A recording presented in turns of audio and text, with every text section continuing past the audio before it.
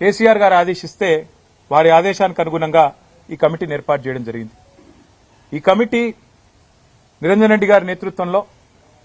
రాష్ట్రమంతటా కూడా విస్తృతంగా రాబోయే నెల రోజుల పాటు పర్యటిస్తుంది.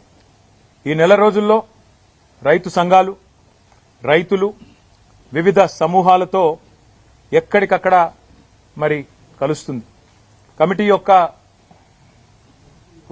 నిజంగా వారి కమిట్మెంట్కు నేను ధన్యవాదాలు కూడా తెలియజేస్తా ఉన్నా. ఎందుకంటే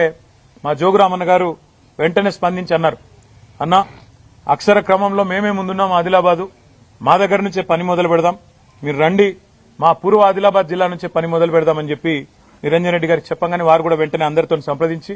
ఎల్లుండే పని మొదలు పెడదామని నిర్ణయం తీసుకున్నారు. 24వ తారీఖు నుంచి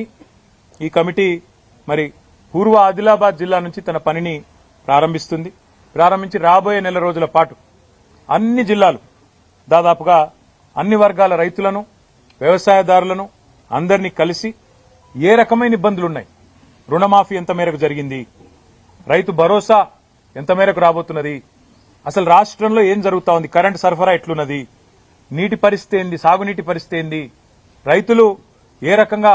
ఇబ్బందులు ఎదుర్కొంటున్నారు, మద్దతు ధర పరిస్థితి ఏంది, బోనస్ ఏంది, కొనుగోలు కేంద్రాలు ఏంది, అసలు రాష్ట్రంలో రైతు వేదికలు ఏవైతే 2603 ఆనాడు కేసీఆర్ గారి నాయకత్వంలో కట్టుకున్నామో ఆశించిన ప్రయోజనం గాని ఉద్దేశించిన లక్ష్యం గాని నెరవేరుతున్నదా, వాటి వల్ల ఏం జరుగుతున్నది, ఇవన్నీ కూడా అన్ని జిల్లాల్లో పర్యటించి ఎక్కడికక్కడ రైతాంగంతో మాట్లాడి వారిలో భరోసాను కూడా నింపడానికి ఈ ఉద్దేశం ఏంటంటే రైతులు ఇవాళ నిస్పృహలో 400 మంది పైగా ఎవరైతే బలవన్మరణానికి పాల్పడ్డారో, ఆత్మహత్యకు పాల్పడ్డారో